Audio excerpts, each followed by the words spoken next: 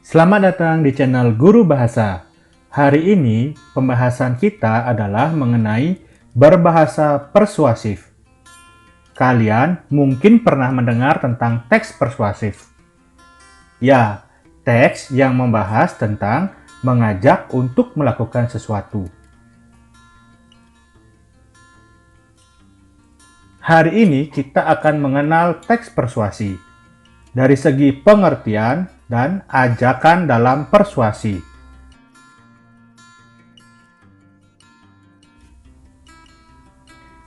Kita awali dengan pengertian teks persuasi.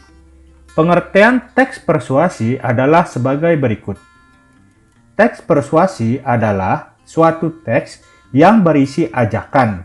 Pernyataan-pernyataan di dalam teks persuasi mendorong seseorang untuk mengikuti harapan atau keinginan-keinginan penulis. Sebagai tulisan yang bersifat ajakan, pernyataan-pernyataan di dalam teks persuasi cenderung mempromosikan sesuatu yang diperlukan pembaca yang didasari oleh fakta dan opini. Contoh, penyebab orang mengalami gangguan pencernaan antara lain pola makan yang tidak teratur. Contoh berikutnya, banyak oknum tidak bertanggung jawab yang meminta sumbangan mengatasnamakan korban bencana alam.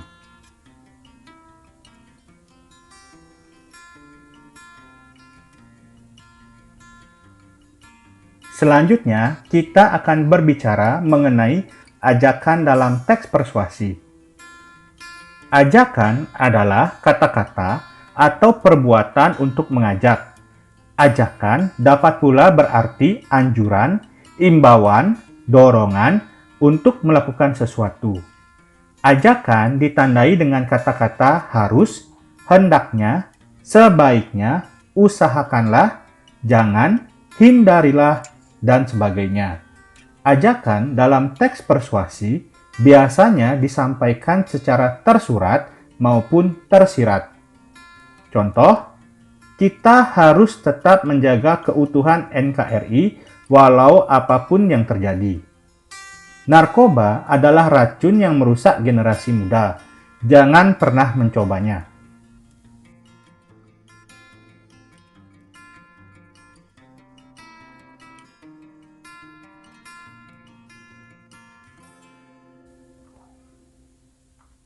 Berikutnya, kita akan berbicara mengenai menyimpulkan isi teks persuasi.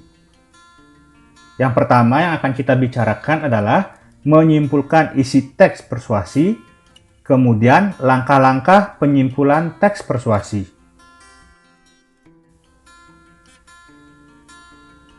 Simpulan adalah rumusan akhir tentang sesuatu. Simpulan disusun berdasarkan pemahaman atau penalaran kita terhadap keseluruhan isi teks tersebut.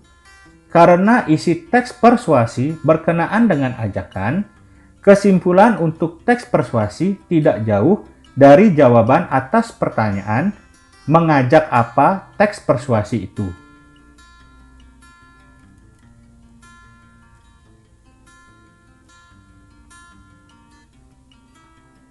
Nah, selanjutnya adalah langkah-langkah penyimpulan teks persuasi adalah sebagai berikut. Pertama, membaca keseluruhan teks, artinya menemukan gagasan umum dalam teks tersebut. Mencatat bagian-bagian penting, dimulai dari awal hingga akhir dari setiap paragraf. Selanjutnya, memahami hubungan logis antar bagian teks, artinya mencari hubungan kausalitas atau sebab akibat dari masing-masing teks. Terakhir, merumuskan simpulan akhir secara ringkas dan jelas.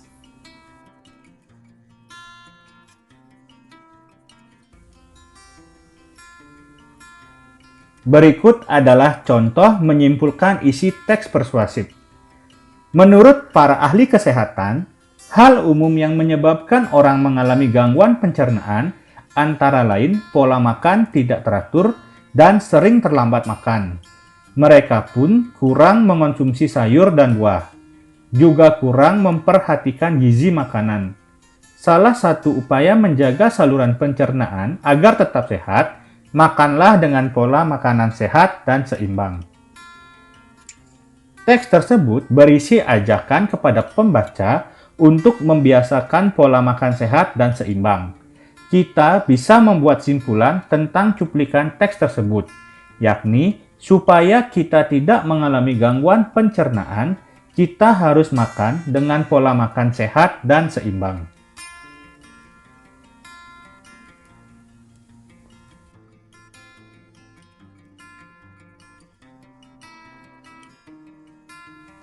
Selanjutnya, kita akan berbicara mengenai struktur dan kebahasaan. Kita akan membahas struktur dan kaidah kebahasaan dari teks persuasi. Yang pertama adalah pengenalan isu. Pengenalan isu yakni berupa pengantar atau penyampaian tentang masalah yang menjadi dasar tulisan atau pembicaraan. Contoh pengenalan isu. Teman-teman sekalian, jujur saja, kita memang belum bisa terbuka membicarakan soal seks dan kesehatan reproduksi. Padahal itu penting sekali buat kita ketahui supaya tidak terjerumus ke jalan yang salah. Nah, lewat situs-situs di internet, beragam informasi yang kita butuhkan bisa kita dapatkan.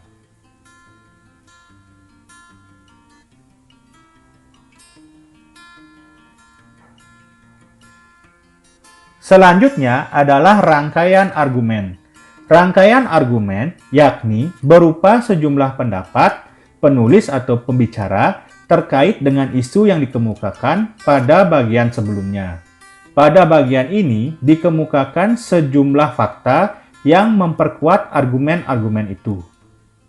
Contoh rangkaian argumen, kalau di bidang hukum, haki adalah singkatan atas hak kekayaan intelektual. Ini ada kaitannya dengan perlindungan dan penggunaan hak cipta. Akan tetapi, haki yang akan kami bahas sekarang merupakan singkatan dari hak-hak reproduksi. Wah, bosan ya bolak-balik mengupas masalah yang satu ini. Sekadar mengingatkan saja, sebagai remaja, kita punya 10 hak reproduksi yang sepantasnya kita pertahankan.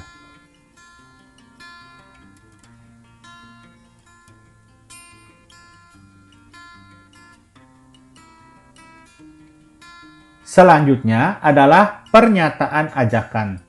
Pernyataan ajakan yakni inti dari teks persuasi yang di dalamnya dinyatakan dorongan kepada pembaca atau pendengarnya untuk melakukan sesuatu. Pernyataan itu mungkin disampaikan secara tersurat maupun tersirat. Adapun kehadiran argumen berfungsi untuk mengarahkan dan memperkuat ajakan-ajakan itu. Contoh pernyataan ajakan. Nah, untungnya kita sudah akrab dengan teknologi internet. Media ini memungkinkan kita untuk mencari informasi semua kebutuhan kita. Banyak situs di internet yang menyediakan berbagai informasi tentang seksualitas dan reproduksi bagi remaja. Hanya saja, kemajuan teknologi termasuk internet biasanya bagai pisau bermata dua.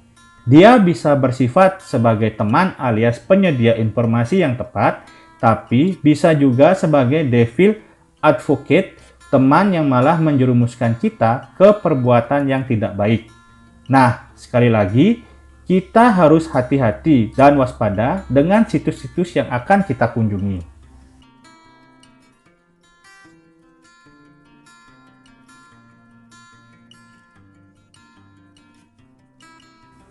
Terakhir adalah penegasan kembali. Penegasan kembali merupakan penegasan ulang terhadap pernyataan-pernyataan sebelumnya yang ditandai dengan ungkapan-ungkapan seperti demikianlah, dengan demikian, oleh karena itulah, dan sebagainya. Contoh penegasan kembali, selamat berakrab-akraban dengan internet. Jadikanlah wahana yang satu ini sebagai penambah wawasan. Internet dapat dijadikan teman setia dalam menjalani hidup ini. kita tidak tertipu apalagi terjerumus pada hal-hal yang merugikan diri sendiri dan juga dilarang oleh agama.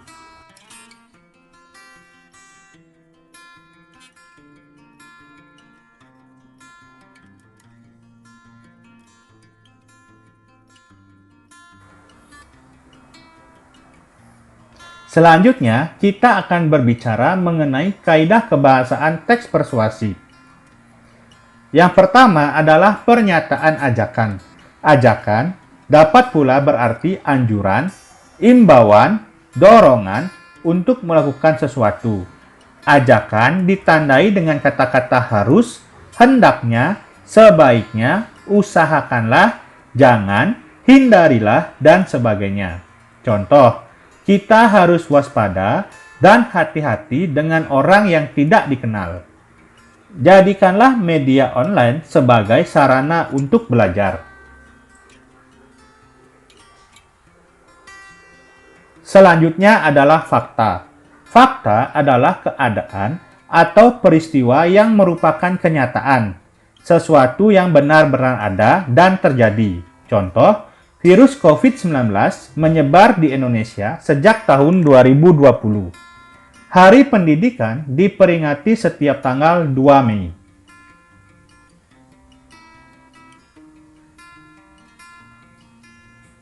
Selanjutnya ada opini. Opini adalah suatu gagasan atau ide atau pendapat. Isinya berupa pernyataan yang mungkin berupa komentar, penilaian, saran, dorongan, dan bujukan.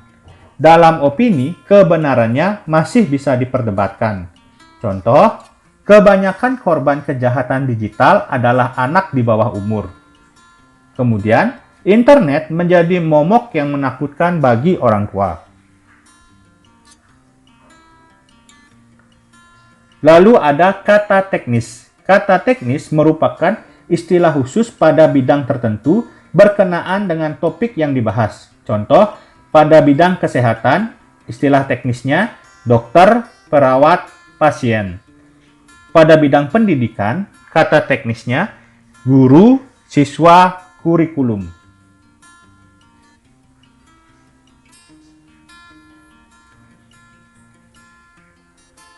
Selanjutnya adalah konjungsi argumentatif. Konjungsi argumentatif sering disamakan dengan konjungsi kausalitas, yakni konjungsi yang berkaitan dengan hubungan sebab akibat, seperti kata jika, sebab, karena, dengan demikian, akibatnya, sehingga, oleh karena itu, oleh sebab itu, dan sebagainya. Contoh, semua pihak harus bersinergi sehingga kejahatan digital dapat diberantas. Anak-anak akan mudah terjerumus jika orang tua terlalu memberi kebebasan. Berikutnya adalah kata kerja mental. Kata kerja mental adalah kata kerja yang berkaitan dengan pikiran, ditandai dengan kata diharapkan, memprihatinkan, memperkirakan, mengagumkan, menduga, berpendapat, berasumsi, menyimpulkan, dan sebagainya. Contoh, pemerintah memperkirakan ada penurunan angka kemiskinan. Dokter berasumsi pasien tersebut harus segera dioperasi.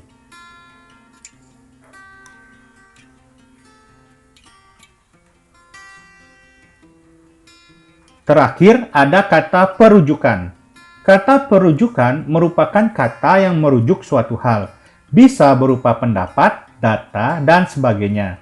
Kata perujukan digunakan untuk lebih meyakinkan dan memperkuat ajakan yang dibuat oleh penulis. Kata perujukan seperti berdasarkan data, menurut pendapat, merujuk pada pendapat, dan sebagainya. Contoh, berdasarkan data Kementerian Kesehatan, jumlah pasien COVID-19 masih mengalami peningkatan. Menurut pendapat pengamat pendidikan, pendidikan di Indonesia sulit bersaing dengan negara lain apabila sistemnya tidak diubah.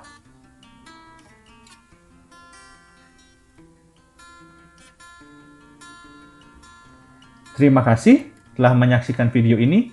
Jangan lupa like, komen, dan share agar video ini dapat bermanfaat.